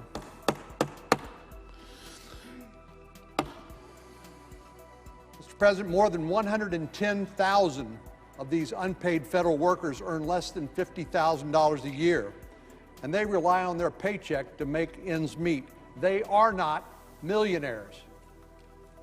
While we did pass legislation to guarantee that these public servants will eventually get their pay, that does nothing to help them in the interim. Federal workers are forced to make decisions that no family should have to consider. For a single mom who's a federal correctional officer in Arizona, that means turning off her heat, never letting the temperature get higher than 60 or 65 degrees in order to cut costs. For a mom in Wisconsin who works in the Department of Interior, that means rationing her insulin because she can't afford the $300 copay. This shutdown is deeply impacting thousands of federal workers and their families all across the country, including Texas. For one Texan who works at the Internal Revenue Service, he says he's been sleeping in, so he only has to worry about eating 2 meals a day, not 3. One woman whose husband is in the Coast Guard drove from Galveston to Ellington Field, that's in Houston, about 40 miles each way to pick up free diapers for their kids. On a recent trip home, I heard specific examples about the impact the shutdown has had on the Department of Justice, which I mentioned just a moment ago, and the heartbreaking challenges they are facing every day. These dedicated men and women have chosen their careers in public service. They want to go to work. They want to be able to pay their bills. And it's time for us to do our job so they can do theirs with the dignity and the pay that they earn. I'd like to remind all our colleagues that our constituents did not send us to Washington so we could simply vote no on a less than perfect piece of legislation. If that were the case, we'd never get anything done here. We were elected to work with our colleagues to create legislation so we can get to yes, to build consensus and to solve problems, not to score political points. Are there certain pieces of legislation that I don't agree with? Well, of course. But parts of this legislation that we just voted on. But it does fund priorities critical to our southern border and to the people of Texas. And right now, this is the only bill that I've seen that includes priorities of both parties that carries the president's support. I voted for this legislation to support the men and women who have been treated as collateral damage throughout this unnecessary government shutdown. Those who are forced to apply for food stamps or unemployment, who would rather be working, who can't pay their medical bills or child care, who not only want this shutdown to end, they need for this shutdown to end. We aren't here to hold show votes on legislation that the president won't sign. Just ask the elementary school civics students and they can tell you that's not how a bill becomes a law. This was a serious offer by the president to end this shutdown and build the trust and goodwill necessary to have real reform. And I'm disappointed that our colleagues voted against this bill. That was a vote not on the merits of the president's proposal, that was a vote to get on the bill so it could be amended. In other words, our colleagues who voted against the bill aren't even interested in having a conversation about how we solve this problem and how we find our way out of this box canyon. And unfortunately, there are those who, for political reasons, continue to lack any interest in negotiating a compromise bill that could earn bipartisan support. We solve difficult problems every day in the United States Congress on a bipartisan basis, every single day. But somehow, we've decided we can't solve this problem, and I only fear that it's not because of the difficulty of the problem presented, it's because of the politics that have paralyzed us and made it impossible for us to bridge our differences. I thank the President for this comprehensive offer and the Majority Leader for bringing it to the floor so we could vote on it. And I would urge all of our colleagues now that we've had these two failed votes, we know we're right where we started when we got here today, that we work together to try to bridge our differences, to build consensus, and end this shutdown. Mr. President, I yield the floor. Senator from Wisconsin. Is the Minority Leader on the floor? Chair does not see him. Yesterday, Chaplain Black opened the Senate by quoting the Gospel according to Luke. He said, "Those who work deserve their pay." I could not agree more. First of all, I want to thank the finest among us, members in the Coast Guard, TSA, Customs Border Protection, ICE, all the men and women who, because of federal law, we require to work, who are caught up in this shutdown politics, which I don't agree with, and they're not getting paid.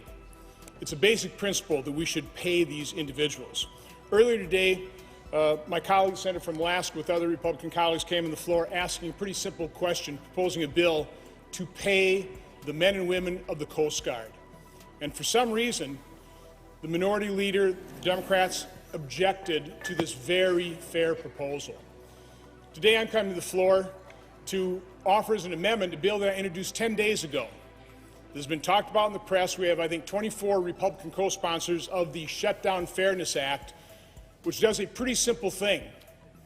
It simply pays those individuals that are doing the work trying to keep this nation safe. So let me just say that I ask unanimous consent. Now that I see the Minority Leader here, I ask unanimous consent that the Senate proceed to the immediate consideration of Calendar Number 1, House Joint Resolution 1. I ask unanimous consent that the Johnson Amendment at the desk be agreed to, the bill as amended be considered, read a third time and passed, and that the motion to reconsider be considered and made and laid upon the table. Is there an objection? Now, I heard my good friend from Wisconsin say he didn't give one good reason to object to the Coast Guard. No, there's not one. There are 740,000, or 760,000, if that's the right number, the number of non-Coast Guard workers who are not getting paid. Similarly here, it will be easy for any member to get up and pick and choose and say, pay these, pay those, don't pay these, don't pay those. Our position on this side is simple. They should not be held hostage. They should not be said, we're not going to pay you unless we get our way on the wall, which is exactly what President Trump is doing and exactly what my colleagues, with some exceptions, have decided to do on that side of the aisle, including my good friend from Wisconsin.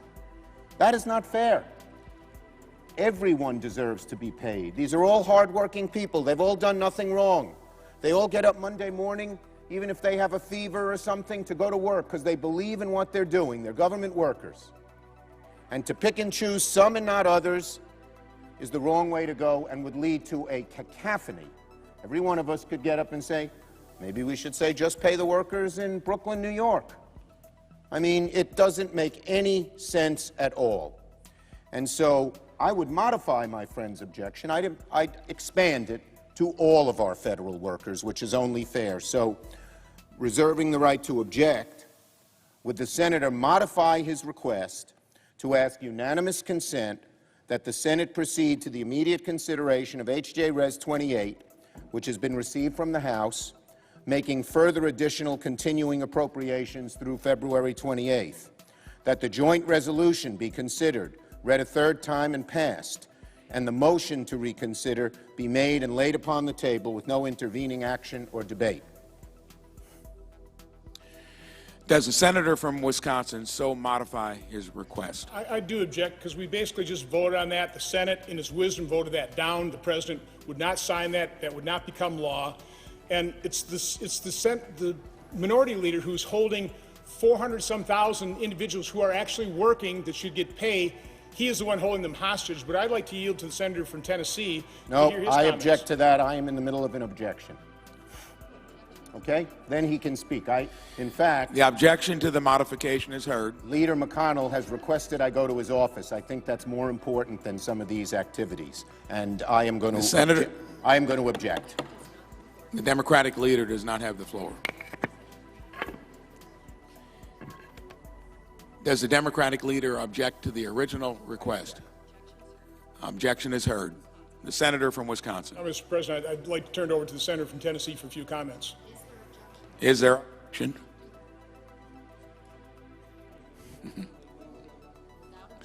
Without objection. When 60 seconds is up, so the Senator from Alaska can have 60 seconds, and then we can go on to the colloquy that people have been waiting for. Is there objection? Without objection. Mr. President, this is what we just heard. The Senator from Wisconsin said he asked consent that the Senate approve paying the 400,000 workers who are being forced to work without pay. No Republican objects to the senator from Wisconsin's idea, but the Democratic leader does.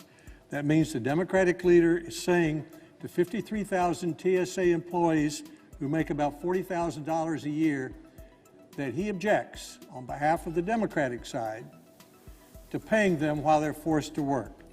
He is saying to 54,000 Customs and Border Protection agents that he objects to paying them while they are forced to work. Senator Johnson says that on the Republican side, we want to pay 42,000 Coast Guard employees who are forced to work and aren't paid. The Democratic leader says he objects to that. And to 14,000 air traffic controllers, 16,000 Bureau of Prisons Corrections officers, 35,000 IRS employees. They are being forced to work. Republicans are saying pay them. The Democratic leader objects. Mr. President. Mr. President.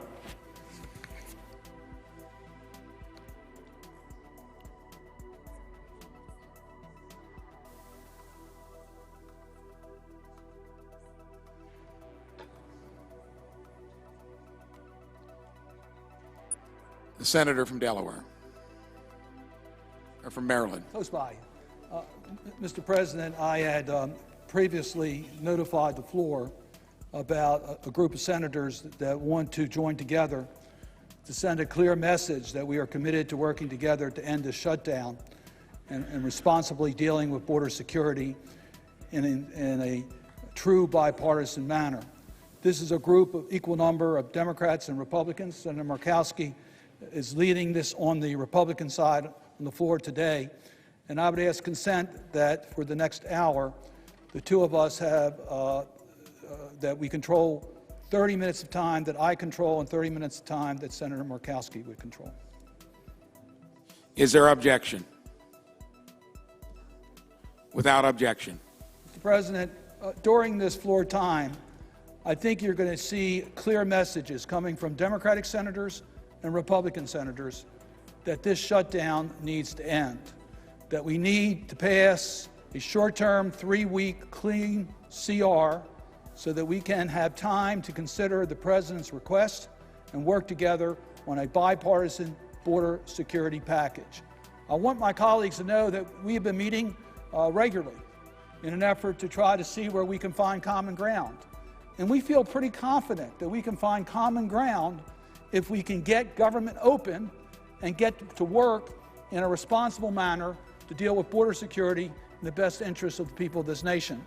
Mr. President, I'm going to first yield to my friend from Virginia, Senator Warner, and then I will yield time. I will give up the floor to Senator Murkowski. Mr. President. The senator from Virginia. Mr. President, I appreciate my friend, the Senator from Maryland, yielding time, and I appreciate the fact that this may be the first time, at least in the last few weeks, where a group of senators from both sides of the aisle are actually coming together to find agreement. Not to score gotcha points, but to find agreement. I promise the Senator I'd be very brief. It is clear this government shutdown needs to come to an end. My hope would be, as we move towards that conclusion, we will also look at the issues revolving around particularly low-paid federal contractors who will get no relief when the government reopens. I also hope that we could work together. I've got legislation called the Stop Stupidity Act, good name, that may need further amendment that would try to prohibit future shutdowns being used by either party on a going-forward basis. What I think we need to do, and I think other colleagues will acknowledge this, is let's take a 3-week short-term CR. Let's consider the president's proposal. And let me be clear, if the president is watching, this senator would commit to good faith negotiations. This senator will commit to supporting increased border security beyond what we just voted on the so-called Democratic proposal. That kind of increased commitment for increased border security, I hope the president would take as a good faith effort and would be responded so we could get this government reopened on the short-term basis, and the kind of horror stories we all can recount about our workers, contractors, and oftentimes private businesses that surround those federal entities, federal installations, who will see no relief, can actually get their operations back opening. I had a much more articulate additional 3 minutes worth, which I will submit for the record. Thank my friend, the senator from Maryland, for granting me this time. Thank the senator from Alaska for leadership on her time. But let's see if this 8 can go forth and multiply, so that before this weekend is over, we can get our workforce back to work doing the people's business. With that, Mr. President, I yield back to the senator from Maryland. Mr. President. Senator from Alaska. Mr. President, I appreciate colleagues being down here again on a bipartisan at this moment. We've just had 2 messaging votes. Both of those votes failed. I voted for both of them because my message was, I want to get this government open. I want to do it quickly and with the sense of urgency that responds to the men and women who have been so significantly impacted by this partial government shutdown for the past 34 days. I also want to be fair to the president's priorities that he's articulated in the proposal that he has provided to us as recently as Saturday. I think we can do this together. So my message to folks back home, my message to people is, don't give up hope, because now is the time that we all must come together to address these issues. But you can't do it when the government is shut down. So I have indicated that I am supportive of a measure that Senator from Maryland, Senator Cardin, has introduced that will allow for a short-term CR, 3 weeks, allow us then to go through, whether it's the appropriations process, the Judiciary Committee process, but allow us to have this debate on these important priorities. Allow us to do the business of the United States Senate, to do the business of legislating. But let's also allow the business of the government to proceed by opening up the government right now. So we'll have an opportunity to go back and forth amongst colleagues. I'll remind folks that we have very limited periods of time, so I'm going to yield to my colleagues on the other side. But it's so important that we're coming together now to offer some glimmer of hope. Thank you. And I couldn't agree more, Mr. President. Senator from Maryland. I couldn't agree more with my friend from Alaska, the way that she worded it. We're going to work together to get government opened as quickly as possible. And with that, I would yield to my friend from Delaware, Senator Coons.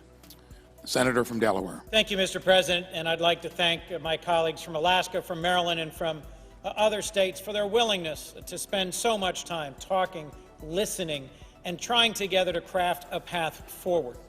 The role the Senate has historically played in our constitutional order is one where we are the body that others look to when there is either an inflexibility or an unreliability in negotiating a path forward.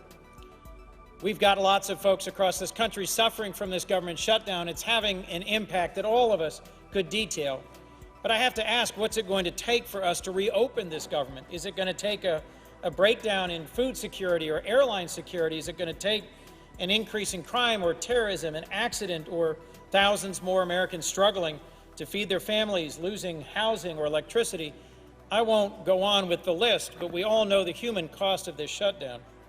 I'm here to join my friends, my colleagues from both parties, in saying that we are intent on making a good faith effort to reopen the government for 3 weeks, to promptly support good faith negotiations, to address the President's priorities, to discuss what effective modern investments in border security and changes in immigration policy would look like, and then reach a resolution in 3 weeks or less.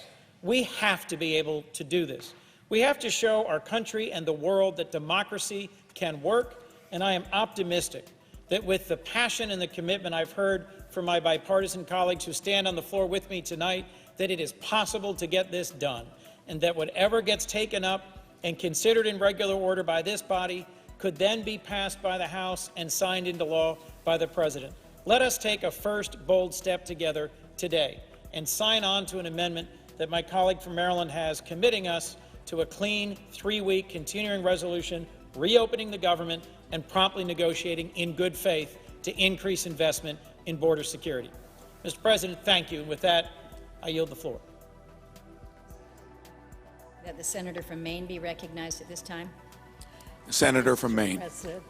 Thank you, Mr. President. Mr. President, this shutdown, the longest in our history, must come to an end. It has already caused far too much harm to 800,000 dedicated federal employees and their families who are struggling to pay bills without paychecks and are on the verge of missing yet another paycheck. It has hurt the American people who need to interact with federal agencies, including seniors, low-income families, people with disabilities who worry about their housing assistance. It's damaging our economy, causing a drop in consumer confidence and consumer spending. Ironically, shutdowns always end up costing the government more money than if we had operated as we should. Mr. President, I see a glimmer of hope here. We at least have had 2 votes today on 2 different plans. And like the senator from Alaska and others, I supported both plans because my priority is to reopen government. But where I am really optimistic is the fact that 16 senators are on the floor, equally divided between the 2 parties, and willing to compromise. Compromise is not a dirty word. It is not a sign of weakness. It is a sign of strength. Let us compromise to reopen government, address border security, and get on with the business of this country. Thank you, Mr. President. President. Senator from Maryland. At this time, I would yield to my colleague from Arizona, Senator Sinema. The senator from Arizona. Thank you, Mr. President. I want to start by thanking my colleague from Maryland and from Alaska for bringing us together today, but also for the work that our group has been putting in for the last several weeks to find a solution to end this harmful and hurtful shutdown. The voters of Arizona want a government that is lean, that allows them to pursue their individual interests, and that above all does not detract from their everyday life. And unfortunately, when the federal government is shut down as it is today, it detracts and takes away from the quality of life for folks in Arizona. Recently, the President asked the United States Congress to consider appropriations for border security, and I stand in support of working together across the aisle with my colleagues here in the Senate to answer that request. Arizona needs enhanced funding for border security, and I feel confident that if given 3 weeks, the Republicans and Democrats together in this body could find a reasonable compromise that both continues to keep our government operating in a lean and efficient way while also providing for efficient and effective border security. In Arizona, we bear the brunt of a government that has failed its duty to secure our border and protect our communities. In Arizona, we bear the brunt of our country's failure to solve the immigration crises that we live in today. In Arizona, we have been waiting for over 3 decades for the United States Congress to solve this problem so that we in Arizona can live our lives free from unnecessary government interference and with the full freedom that our country has promised us. I believe that if we work together over the next 3 weeks, that we can find a compromise, we can find a solution to this challenge, and we can work with our colleagues in the House and send a piece of legislation to the President that will meet the security needs of our country and ensure that we keep government operating efficiently and effectively for the people of my state and for this country. I look forward to working over the next several weeks to solve this challenge, and I request that the President allow us those 3 weeks to find this bipartisan solution together. Thank you, Mr. President. I yield back. Mr. President, I would ask that the senator from South Carolina be recognized. The senator from South Carolina. Thank you. Just got off the phone with the president. I told him we're talking about a 3-week CR, and all of us believe if we had 3 weeks with the government open, with all the discord coming from a shutdown, that we could find a way forward to produce a bill that he would sign that would be good for everybody in the country, but we need that opportunity. He gave me some indications of things he would want for a 3-week CR that would be good faith, down payment on moving forward that I thought were eminently reasonable. Rather than me telling you about what he said, I think Senator Schumer and Senator McConnell will be talking about this. So the 3-week CR concept is a good idea, and what the president wants to add to it made sense to me, and it gets us back in the ball game. Here's what's going to happen. The TPS language that was sent over by the president is a move forward, but it's unacceptable to my Democratic colleagues. It needs to be like what Tim Kaine did. The DACA provision sent over by the president is moving forward, but it needs to be what Senator Durbin did, because they're both, I think, reasonable proposals that the president should be able to accept. To my Democratic friends, money for a barrier is required to get this deal done. It will not be a concrete wall, and the money will be programmed to a DHS plan that all of you know about and have been briefed on and should approve. You're not giving President Trump a bunch of money to do anything he wants to with. He's got to spend it on a plan that the professionals have come up with. You want $800 million for refugee assistance, you'll get it. We all need more judges. 250 more Border Patrol agents on the border would be good for us all. I want to let the public know I've never been more optimistic than I am now if we can find a way to open up the government for 3 weeks. If we fail, everybody can say we did our best, one last chance to get this right. And I'm just hoping and praying that what the president's asking for, Senator Cardin, in addition to your 3-week CR, you'll entertain, and let's get to work. If we could get in a room, we'll fix this, and it won't take 3 weeks. Mr. President.